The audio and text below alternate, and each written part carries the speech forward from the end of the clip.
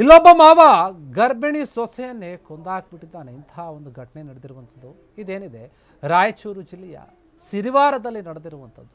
ಗರ್ಭಿಣಿ ಅಂತ ಕೂಡ ನೋಡದೆ ಆ ಮಾವ ಸ್ವಲ್ಪವೂ ಕೂಡ ಕರುಣೆ ಇಲ್ಲದೆ ಸಾಯಿಸಿರುವಂಥದ್ದು. ಸಂಸಾರದಲ್ಲಿ ಏನೋ ಒಂದು ಕಲಹಗಳಿರ್ಬೋದು, ಆದ್ದರಿಂದ ಈ ರೀತಿ ಘಟನೆಯಾಗಿದೆ ಎನ್ನುವಂತಹ ವಿಚಾರ. ಗರ್ಭಿಣಿ ಸೊಸೆಯನ್ನ ಕತ್ತು ಸೀಳಿ ಮಾವ ಕೊಲೆ ಮಾಡಿದ್ದಾನೆ. ರಾಯಚೂರು ಜಿಲ್ಲೆಯ ಸಿರಿವಾರದಲ್ಲಿ ಆದಂತಹ ಘಟನೆ ಇದು.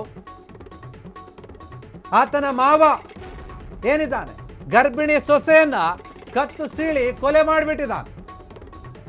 ತನಿಖೆ ವೇಳೆ ಕೊಲೆ ಆರೋಪಿ ಸ್ಫೋಟಕ ಸತ್ಯವನ್ನ ಬಿಚ್ಚಿಟ್ಟಿದ್ದಾನೆ. ಎಲ್ಲವೂ ಕೂಡ ಬಯಲಾಗಿದೆ. ಮೊದಲು ಕೌಟುಂಬಿಕ ಕಲಹದಿಂದಲೇ ಕೊಲೆ ನಡೆದಿದೆ ಅನ್ನುವಂತಹ ಶಂಕೆ ಇತ್ತು. ವಿಚಾರಣೆ ವೇಳೆ ಸ್ಫೋಟಕ ಸತ್ಯಾಂಶ ಬಯಲಾಗಿದೆ. ಇನ್ನೂ ಕೂಡ ಬೇರೆ ವಿಚಾರ ಇದೆ ಅಂತ. ತಾಲೂಕಿನ ಚಿಕ್ಕ ಹಣಗಿ ಗ್ರಾಮದ ಸಿದ್ದಪ್ಪನಿಂದ ಕೃತ್ಯ ಆಗಿದೆ. ಸೊಸೆ ರೇಖಾ ಏನಿದೆ, ರೇಖಾದ ಕುತ್ತಿಗೆಗೆ ಚಾಕುವಿನಿಂದ ಇರಿದು ಕೊಲೆ ಮಾಡಿದ್ದಾನೆ. ರೇಖಾಳ ಆಸ್ತಿ ಮೇಲೆ ಕಣ್ಣು ಹಾಕಿದ್ದಂತೆ ಮಾವ ಸಿದ್ದಪ್ಪ. ಆಸ್ತಿಯ ವಿಚಾರ, ನಿತ್ಯ ಆಸ್ತಿಗಾಗಿ ಕಿರುಕುಳವನ್ನು ನೀಡ್ತಾ ಇದ್ದ ಮಾವ ಸಿದ್ದಪ್ಪ. ಸೊಸೆಯು ತನ್ನ ಪೋಷಕರ ಬಳಿ ಆಸ್ತಿಯನ್ನ ಕೇಳ್ತಿರ್ಲಿಲ್ಲ. ಮನೆ ಕೆಲಸ ಮತ್ತು ಹೊಲದ ಕೆಲಸ ಮಾಡ್ತಾ ಇರಲಿಲ್ಲ ಎಂಬ ನೆಪದಲ್ಲಿ ರೇಖಾಳನ್ನ ನಿರಂತರವಾಗಿ ಹಿಂಸೆ ಕೊಡ್ತಾ ಇದ್ದ. ನೋಡಿ, ಆಸ್ತಿಗಾಗಿ ನಡೆದಂತಹ ಕೊಲೆ ಇದು. ಒಬ್ಬ ಗರ್ಭಿಣಿ ಅಂತ ಕೂಡ ನೋಡದೆ ತನ್ನದೇ ಸೊಸೆಯನ್ನ ಮಾವ ಕೊಂದಾಕಿದ್ದಾನೆ. ಹೊಲದ ಕೆಲಸ ಮಾಡ್ತಾ ಇಲ್ಲ, ಮನೆ ಕೆಲಸ ಮಾಡ್ತಾ ಇಲ್ಲ ಅನ್ನೋದು ಜಸ್ಟ್ ಕಾರಣ ಮಾತ್ರ, ನೆಪ ಮಾತ್ರ ಅಷ್ಟೇ. ಆದರೆ ಅದರ ಹಿಂದೆ ಇದ್ದಂತಹ ವಿಚಾರನೇ ಬೇರೆ. ಅದೆಲ್ಲವೂ ಕೂಡ ವಿಚಾರಣೆಯಲ್ಲಿ ಬಯಲಾಗಿದೆ. ಸತ್ಯಾಂಶ ಹೊರಗೆ ಬಂದಿದೆ. ಮದುವೆಯಾದ ನಂತರ ಒಬ್ಬ ಹೆಣ್ಣು ಮಗಳು ತಾನು ಹುಟ್ಟಿದಂತಹ ಮನೆಯನ್ನು ಬಿಟ್ಟು, ತಂದೆ ತಾಯಿ, ಅಣ್ಣ ತಮ್ಮ, ಅಕ್ಕ ತಂಗಿ ಎಲ್ಲರನ್ನ ಬಿಟ್ಟು ಕೂಡ ಗಂಡನೇ ಸರ್ವಸ್ವ, ಗಂಡನ ಮನೆಯವರೇ ನನಗಿನ ಮೇಲೆ ತಂದೆ ತಾಯಿಗಳು ಅಂತ ಹೇಳಿ ಭಾವಿಸ್ಕೊಂಡು ಬರ್ತಾರೆ.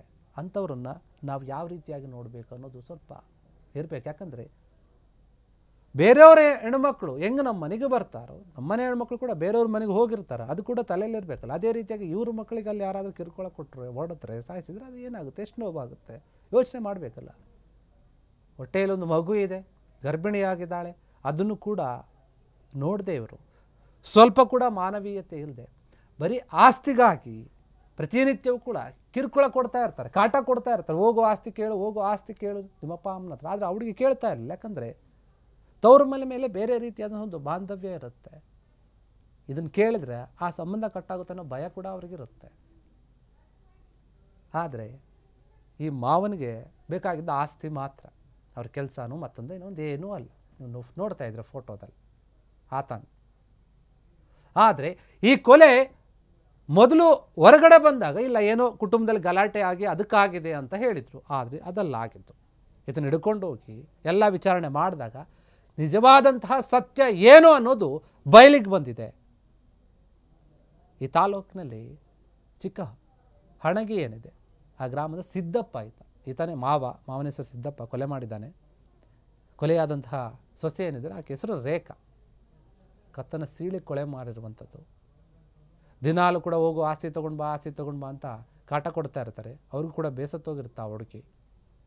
ಅವರಪ್ಪ ಅಮ್ಮನ ಹತ್ರ ಹೋಗಿ ಕೇಳೋಕ್ಕಾಗಲ್ಲ, ಎಷ್ಟೇ ಇಲ್ಲಿ ಕಿರುಕುಳ ಕೊಟ್ಟರು ಕೂಡ.